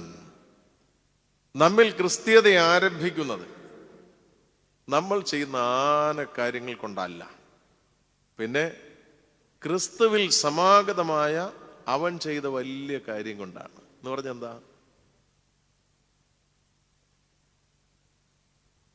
ദൈവകൃപയിൽ അവൻ നമ്മെ വീണ്ടെടുത്ത പദ്ധതി കൊണ്ടാണ് നമ്മിൽ ക്രിസ്തീയത ആരംഭിക്കുന്നത്. അതല്ല നമ്മൾ ചെയ്തു കൂട്ടിയാൽ, നമ്മൾ ഏതാണ്ട് വലിയ കാര്യം ചെയ്തിട്ടാണ് നമ്മൾ ഇങ്ങനെയൊക്കെ ആയിരിക്കുന്ന ഒരു ചിന്ത നമുക്കുണ്ടല്ലോ. എല്ലാം അവന്റെ കൃപയും കരുണയുമാണ്. ദൈവകൃപയുടെ അപാരത കൊണ്ടാണ് നാം ഒക്കെ ഇന്നിങ്ങനെ ആയിരിക്കുന്നത്. ഇപ്പൊ ജീവന്റെ പുതുക്കത്തിൽ നടക്കുവാനായിട്ടുള്ളൊരു നിയോഗം, അത് വളരെ പ്രധാനപ്പെട്ട ഒരു കാര്യമാണ്. പരിമളത്തിന് മേലെ ഇന്നും സജീവമായി നാം കാണുന്നത്, തനിക്ക് ലഭിച്ച അമ്മയുടെ ഉദരത്തിൽ താൻ പുറത്തേക്ക് വന്നതിന് ശേഷം അദ്ദേഹം തിരിഞ്ഞു നോക്കി, എന്റെ ഉറവിടം എവിടെയാണെന്ന് കണ്ടു. ആ ഉറവിടം തന്റെ പിതാവിലല്ല, വല്യപ്പനിലല്ല, ഇതൊക്കെ മുഖാന്തരങ്ങൾ മാത്രമാണ്. ഇതിന് സൃഷ്ടിയുടെ ആരംഭത്തിങ്കൽ ദൈവത്തിന്റെ മാസ്റ്റർ പ്ലാനിൽ ഒരിടമുണ്ട്. ഇതിന്റെ യൂടേൺ ഉണ്ട്, ഒരു മടങ്ങിപ്പോക്കുണ്ട്.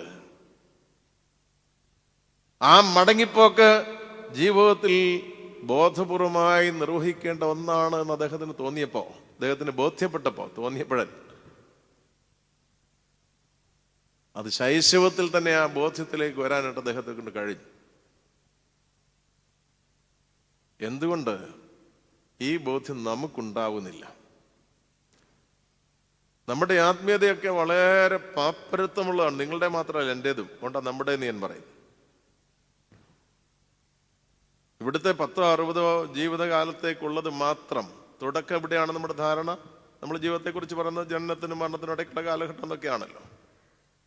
എങ്ങനെയെങ്കിലുമൊക്കെ നമുക്കിങ്ങനെ ഈ ലോകത്തിൻ്റെതായിട്ടുള്ള അനുഭവങ്ങളിൽ കുളിച്ചു കയറി പോകാനായിട്ടുള്ള ഒരു വിഷയം മാത്രമായിട്ട് കാണുന്നു. അതിനെവിടെയെങ്കിലുമൊക്കെ തടസ്സം വരുമ്പോൾ നമ്മൾ ഈ കബറിങ്കിലോട്ട് വരും. എന്തിനാണ്? ഉദ്ദേശിച്ച കാര്യങ്ങളൊക്കെ വേണ്ട പോലെ നടക്കുന്നില്ലെങ്കിൽ ഈ കബറിടത്തിൽ നിന്നൊരു മധ്യസ്ഥ കൊണ്ട് കിട്ടുമെന്ന്, എനിക്ക് അങ്ങനെ കിട്ടുമെന്ന് വലിയ വിശ്വാസമുള്ള ആളല്ല കേട്ടോ. അവനവന്റെ ജീവൻ എവിടെ നിന്ന് ആരംഭിക്കുന്നു, അതിന്റെ സത്തായ ഭാവത്തിലേക്ക് മടങ്ങിപ്പോക്ക് ആവശ്യമാണ് എന്ന് ആഗ്രഹിക്കുന്നവന്റെ മാതൃകയാണ് ഇവിടെ കബറടങ്ങിയിരിക്കുന്നത്. അതില്ലാതെ വേറെ എന്തെല്ലാം അധികം അന്വേഷിച്ചിട്ടും വലിയ കാര്യമുണ്ടെന്ന് എനിക്ക് വിശ്വാസമില്ല. അതിന് പറ്റിയൊരു മാതൃകയാണിത്. പൗലോസ്ലീഹ പറയുന്നുണ്ട്, ഞാൻ ജനിച്ചപ്പോൾ എനിക്ക് ഒത്തിരി കാര്യങ്ങളൊക്കെ ഉണ്ടായിരുന്നു. ഞാൻ ബെന്യാമിൻ ഗോത്രക്കാരനാണ്, ഇബ്രാഹിൽ നിന്ന് ഇബ്രാഹിനാണ്, 8-ാം നാളിൽ പരിച്ഛേദന ഏറ്റവനാണ്. ഇങ്ങനെ കുറേ കാര്യങ്ങൾ പറയുന്നുണ്ട്. പിന്നെ ക്രിസ്തുവിനെ മനസ്സിലാക്കിയപ്പോൾ ഇതെല്ലാം അങ്ങ് ഉപേക്ഷിച്ചു. മനസ്സിലായില്ലേ? ക്രിസ്തുവിനെ മനസ്സിലാക്കി ഇതുകൊണ്ട് ഇനി ജീവിതത്തിൽ ഒരു പ്രയോജനമില്ല എന്ന് മനസ്സിലായി. ക്രിസ്തു അതും ഛേദമെന്ന് എണ്ണിയതെല്ലാം അതൊരു ആഠ്യത്തോടെ കൊണ്ടു നടന്നതാണ്. ഞാൻ എന്താണ് റോമ പൗരത്വം ജന്മം കൊണ്ട് കിട്ടിയതാണ്. 8-ാം നാളിൽ പരിശോധനയായിട്ടാണ്. ബെന്യാമിൻ ഗോത്രക്കാരനാണ്, ഇബ്രാഹിൽ നിന്നുള്ള ഇബ്രാഹിനാണ്, ന്യായപ്രമാണം സംബന്ധിച്ച അനിന്യനാണ്, ആർക്കും നിന്ദിക്കാൻ കഴിയാത്ത വിധത്തിൽ അത്ര ഭംഗിയായിട്ട് കാര്യങ്ങൾ ന്യായപ്രമാണം കൈകാര്യം ചെയ്തവനാണ് എന്ന് സ്വയമായി തോന്നിയിടത്തു നിന്നെല്ലാം വിട്ടുകളഞ്ഞു വെച്ച് ക്രിസ്തു നിമിത്തം എല്ലാം ഛേദമെന്ന് എണ്ണി. കാരണം എന്താണ്? ജീവന്റെ ഉറവിടം ക്രിസ്തുവാണെന്ന് മനസ്സിലായി കഴിഞ്ഞാൽ പിന്നെ നമ്മൾ ഈ കൊണ്ടു നടക്കുന്ന വലിയ പകലമറ്റമൊക്കെ ഉണ്ടല്ലോ, വലിയ വെറുതെയാണെന്ന് മനസ്സിലാവും. ഒരു കാര്യമില്ലാന്ന് മനസ്സിലാവും. ഇതൊക്കെ മറ്റുള്ളവരെ നമ്മിൽ നിന്ന് വേർതിരിക്കാൻ വേണ്ടി നമ്മൾക്ക് ഉപയോഗിക്കാവുന്ന സാധനം എന്ന് മാത്രമേ ഉള്ളൂ. നമ്മളിപ്പോൾ ആർഭാടപൂർവമായി പറഞ്ഞ പല സാധനങ്ങളും വളരെ അഭിമാനപൂർവമായി നമ്മൾ അനുദിന ജീവിതത്തിൽ മറ്റുള്ളവരുടെ മുമ്പിൽ അവതരിപ്പിക്കുന്നതൊക്കെ ക്രിസ്തു നിമിത്തം എപ്പോ ഛേദമെന്ന് എണ്ണാൻ കഴിയുക, പിന്നെ അടുത്തു നിൽക്കുന്നവരുടെ മുഖത്ത് ക്രിസ്തുവിനെ കാണാൻ കഴിയുക ചെയ്തു കഴിഞ്ഞാൽ ജീവന്റെ പുതുക്കത്തിലാണ് നമ്മൾ പോകുന്നത്, വീണ്ടും ജന്മാനുഭവത്തിലാണ് പോകുന്നത് എന്ന് മനസ്സിലാക്കാനായിട്ട് പ്രയാസമില്ല.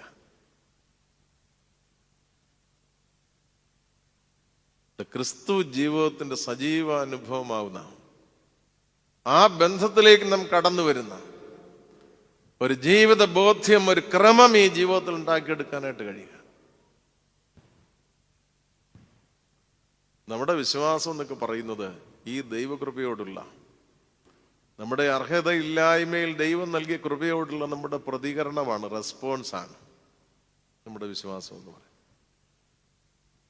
കൃപ ദൈവത്തിൽ നിന്ന് വരുന്നു, വിശ്വാസം നമ്മിൽ നിന്ന്. കൃപ അനുഭവിക്കുന്നതിനുള്ള ദൈവത്തിലുള്ള ആശ്രയമാണ് ഈ വിശ്വാസം. ഞാൻ വിശ്വസിച്ചു രക്ഷിക്കപ്പെട്ടു എന്നുള്ളത് വിത്താളത്തിൽ പറയാം, പക്ഷെ അതിലപ്പുറം ദൈവകൃപയാണ് എൻ്റെ രക്ഷയുടെ അടിസ്ഥാനം. അതാണ് ആശങ്കകളില്ലാത്ത ജീവന്റെ അനുഭവത്തിലേക്ക് എന്നെ കരം പിടിച്ചു നയിക്കുന്നത്. അതുകൊണ്ട് എന്നെ അത്ഭുതപ്പെടുത്തുന്ന ഒരു കാര്യമുണ്ട്. ഇപ്പോഴും നമ്മൾ ദൈവം എനിക്ക് എന്താണെന്ന് പറഞ്ഞുകൊണ്ട് തന്നെ ഇരിക്കുകയാണ്. യെശയ്യാപ്രവചനം 41-ാം അധ്യായത്തിന്റെ 10-ാമത്തെ വാക്യത്തിൽ പറയുന്നുണ്ട്, ഭയപ്പെടാൻ ഞാൻ നിന്നോട് കൂടെയുണ്ട്, ഭ്രമിച്ചു നോക്കണ്ട, ഞാൻ ദൈവമാണ്, ഞാൻ എന്നെ സഹായിക്കും, ശക്തീകരിക്കും, എൻ്റെ ബലമുള്ള ഭുജം കൊണ്ട് എന്നെ താങ്ങും എന്നൊക്കെ പറയുന്നുണ്ടല്ലോ. ഇപ്പോഴും നമ്മളെന്താ ചെയ്യുന്നേ? ദൈവം എനിക്ക് ഇതാണെന്ന് പറഞ്ഞ് ജീവിക്കുക. ഇനിയൊന്ന് ആലോചിച്ചുകൂടെ, ഞാൻ വീണ്ടും ജനിച്ച് എൻ്റെ ജീവന്റെ പുതുക്കത്തിലായി ഞാൻ തിരിഞ്ഞു നോക്കുമ്പോൾ എൻ്റെ ജീവന്റെ ഉറവിടം എവിടെയാണെന്ന് കണ്ടെത്തിയ എനിക്ക് ഞാൻ ദൈവത്തിന് ചിലതൊക്കെ ആയിരിക്കണമെന്നൊരു ബോധ്യത്തിലേക്ക് വരണ്ടേ? പരിമളത്തിന് മേന് ദൈവത്തിന് ചിലതൊക്കെ ആയിരുന്നു.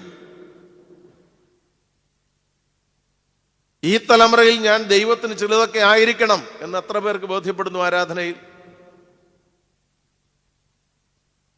99% ആൾക്കും ബോധ്യപ്പെടുന്നില്ല. നമ്മളിങ്ങനെ കുറെ അജ്ഞതയുടെ പാട്ടുകളൊക്കെ പാടി, അറിവില്ലായ്മയുടെ പാട്ടുകൾ, ആരൊക്കെ എഴുതി വെച്ച കുറെ അജ്ഞതയുടെ പാട്ടുകൾ ഇവിടെ എല്ലാം നിശയിൽ മൃതി നടന്നിട്ടുണ്ട്. അതിൽ നിന്ന് എന്നെ പരിപാലിച്ച്, സുനാമി കൊണ്ട് എത്ര പേർ അടിച്ചുപോയി, അതിൽ നിന്ന് എന്നെ പരിപാലിച്ച്. ദൈവത്തിന്റെ വലുപ്പത്തെ നമ്മൾ കാണുന്നത് അങ്ങനെ. അപ്പൊ അവരോടൊരു സ്നേഹം കർത്താവിനില്ലായിരുന്നു. ആരോടാ? ഇന്നലെ പോയവരോടാ പോയേ? ഇന്നലെ പോയവർ ജീവന്റെ അവർ പ്രതീക്ഷ വെച്ചിരുന്നതിലേക്ക് മടങ്ങിപ്പോയി. മനസ്സിലായില്ലേ? അവരെങ്ങാണ്ട് പാതാളത്തിൽ പോയെന്നുള്ള മട്ടിലാണ് നമ്മൾ പറയുന്നത്. ഇന്നലെ പലരും മരിച്ചു പോയപ്പോൾ നമ്മളിപ്പോഴും ചരിത്രത്തിലിരിക്കുന്നത് വീണ്ടും മണ്ണുവാണിത്തതിനുള്ള സന്തോഷം. മനസ്സിലായില്ലേ? പാട്ടുപാട് കണ്ടിരുന്നത് എവിടെല്ലാം ഈ നിശ്ചയിൽ മൃദു നടന്നിട്ടുണ്ട് പോരനെ അവൻ എന്നെ പരിപാലിച്ച കൃപയ്ക്ക്. എടാ, നിനക്ക് നേരമാകാത്ത എന്താണെന്നറിയാമോ? നീ വേണ്ട പോലെ ഒരുങ്ങിയിട്ടില്ലാത്തതുകൊണ്ട്. അവൻ ഒരുങ്ങിയോണ്ട് നേരത്തെ കൊണ്ടുപോയത് അവനെ.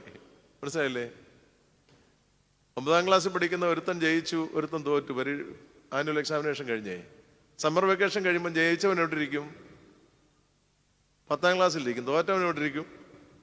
9ലേക്ക്. അവനും ചുറ്റുപാട് നോക്കിയിട്ട് പറയാം, ദൈവത്തിന് സ്തോത്രം, ഞാൻ ഇവിടെ തന്നെ ഇരിപ്പുണ്ടെന്ന്. മറ്റവനെ കാണുന്നില്ലെന്ന്. മനസ്സിലായില്ലേ? ദൈവത്തിന് സ്തോത്രം. എന്താണ്? ഞാൻ പഴയ ഇരുന്നിടത്ത് തന്നെ ഇരിപ്പുണ്ട്, മറ്റേ പുള്ളി കാണുന്നില്ല, പുള്ളി പോയി, പോക്കായി. അവനോട് പോയി, അവന് പ്രൊമോഷൻ കിട്ടി. ഇതാണ് പലപ്പോഴും നമ്മൾ പറയുന്ന ഈ സ്തോത്രം ഉണ്ടല്ലോ, അതിനർത്ഥം അത്രയേ ഉള്ളൂ. നമ്മളീ പാടുന്ന പല പാട്ടുകളും നിരർത്ഥകങ്ങളായിട്ടുള്ള പാട്ടുകളാണ്. മണ്ണിടം തന്നിൽ നിന്ന് പല ജനം ഖിന്നരായി മേവിടുമ്പോൾ നിന്നടിയാന് സുഖം. എടാ, നിന്റെ സഹോദരങ്ങളായിരിക്കും നാട്ടിൽപ്പെട്ട മറ്റുള്ളവർ ദുഃഖിതരായി കഴിയുമ്പോൾ നിന്നടിയാന് സുഖം എന്ന് പറഞ്ഞാൽ എന്താ സുഖമാ അത്? നിനക്കെന്ത് ക്രിസ്തു ബന്ധം, എന്ത് ജീവന്റെ ബന്ധം? പരിമലത്തിന് എന്തെങ്കിലും അങ്ങനെ സന്തോഷം ജീവിതത്തിൽ കണ്ടിട്ടുണ്ടോ? കർത്താവെ, എൻ്റെ അയൽപക്കത്തുള്ളവൻ, ഇവിടെ കിടക്കുന്നവൻ ധാരാളം പേര് കൈനീട്ടി വന്നിട്ടെല്ലാം പട്ടിണി കിടക്കുമ്പോൾ ഞാൻ സുഭിക്ഷമായി ജീവിച്ചെന്ന് എന്തെങ്കിലും പരിമലത്തിന് പറഞ്ഞിട്ടുണ്ടോ? ഞാൻ പറഞ്ഞല്ലോ തുടക്കത്തിൽ, വൈദികർക്ക് വേണ്ടിയും സിംഹാസന്മാർക്ക് വേണ്ടിയും വേദന അനുഭവിച്ച സകലജാതി മതസ്ഥരായിട്ടുള്ളവർക്ക് വേണ്ടിയും കയ്യില് ഉണ്ടായിരുന്നതിന്റെ പല മടങ്ങ്. ഒരു എക്സൈറേറ്റർ വാക്കാണെങ്കിലും എൻ്റെ അർത്ഥം വേറെയാണ്. കൊടുത്തിട്ട് പട്ടിണി കിടന്നൊരു മനുഷ്യന്റെ മുമ്പിൽ വന്നിരുന്നാണ് നമ്മൾ പാടുന്നത്. എന്തുവാ? മറ്റുള്ളവരിങ്ങനെ ഒത്തിരി സങ്കടപ്പെട്ട് കഴിയുമ്പോൾ നിന്നെ അടിയാൻ സുഖം. എന്ത് സുഖം അതിനകത്തുള്ളേ? യഥാർത്ഥ വിശ്വാസിക്ക് പാടാൻ പറ്റുന്നൊരു പാട്ടാണോ?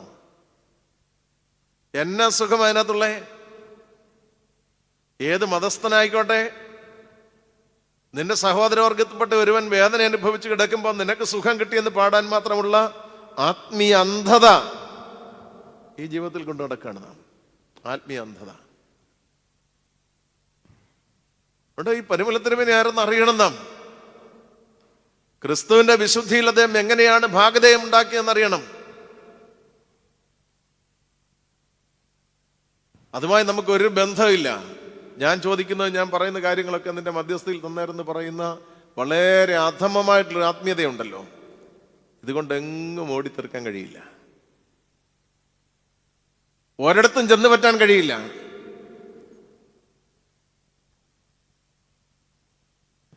അതുകൊണ്ട് ക്രിസ്തു ജീവിതത്തിൽ സജീവമാകുന്ന, ജീവന്റെ പുതുക്കത്തിലേക്ക് മടങ്ങിപ്പോകുന്ന ആ മടക്കിപ്പോക്കിന്റെ പൂർണ്ണതയാണ് ഈ ജീവിതവും തിരിച്ചറിയുന്ന. വീണ്ടും ജനിക്കുക എന്ന് പറഞ്ഞാൽ എന്റെ സത്തായ ഉറവിടം ഏതാണെന്ന് കണ്ടെത്താൻ കഴിയുന്ന ബോധ്യത്തിലേക്ക് വരുന്ന,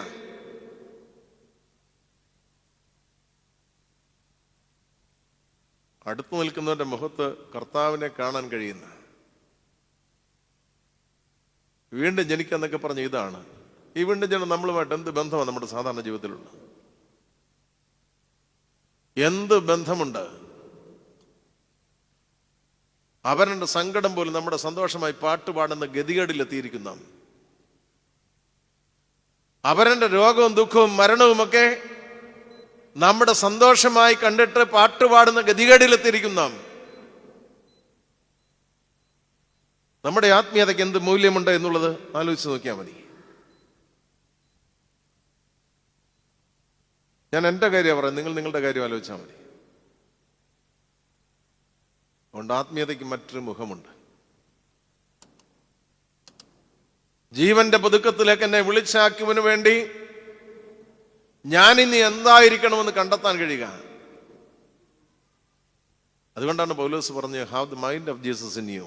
ക്രിസ്തുവിന്റെ ഭാവം നിന്നിൽ, ക്രിസ്തുവിന്റെ മനസ്സ് നിന്നിൽ ഉണ്ടാവണം. ക്രിസ്തുവിന്റെ മനസ്സ് നിന്നിൽ ഉണ്ടായിക്കഴിഞ്ഞാൽ ഇനി ഇങ്ങനെ ഇപ്പോഴും എന്നെ ഉള്ളം കൈ വെച്ച് താഴെ വെക്കാതെ കൊണ്ടു നടക്കുന്ന കർത്താവ് എന്നുള്ളതല്ല, അവന് വേണ്ടി ഞാൻ എന്തായിരിക്കണം. ഇത്രയും കാലം പ്രായത്തിന്റെ ഇത്രയും കാലം കൊണ്ടു നടന്ന ഇതാണല്ലോ. എന്നെ ഇങ്ങനെ താഴെ വെക്കാതെ കൊണ്ടു നടക്കുന്ന ദൈവം ദൈവം എന്ന് പറഞ്ഞിട്ടാണല്ലോ. ഇനി ഞാൻ എന്താണ് എൻ്റെ ദൈവത്തിന് എന്ന് അന്വേഷിക്കണ്ടേ? അതെവിടെ പോയാൽ ചെയ്തു തീർക്കുന്നേ? ഈ ശാരീരിക ജീവിതത്തിലില്ലാതെ എവിടെ പോയി ചെയ്തു തീർക്കും? ആ അന്വേഷണമാണ് വാസ്തവത്തിൽ ഈ ജീവിതത്തിൽ നമുക്ക് ഏറ്റവും അഭികാമ്യമായിട്ടുള്ളത് എന്ന് തിരിച്ചറിയാൻ. ജീവിതത്തിന്റെ പൂർണ്ണത എവിടെയാണ്? ഒത്തിരി വീടുകൾ എഴുതി വെച്ചിട്ടുണ്ട്, ഭയപ്പെടേണ്ട ഞാൻ നിന്നോട് കൂടെ ഉണ്ട്, ഭ്രമിച്ചു നോക്കണ്ടേ ഞാൻ നിന്റെ ദൈവമാണ്, നീ സഹായിക്കും. ദൈവം ശരിയാണെന്നേ, ദൈവം ഇന്നലെ ഇന്ന് എന്നേക്കും അനന്യനാണ്, മാറ്റമില്ലാത്തതാണ്, കറക്റ്റാണ് എഴുതി വെച്ചിരിക്കുന്നത്. പക്ഷെ അതുകൊണ്ട് തൃപ്തിപ്പെട്ടാൽ മതിയോ? അതിനപ്പുറം വെള്ളം കൊണ്ടും ആത്മാവ് കൊണ്ടും വീണ്ടും ജനിച്ച്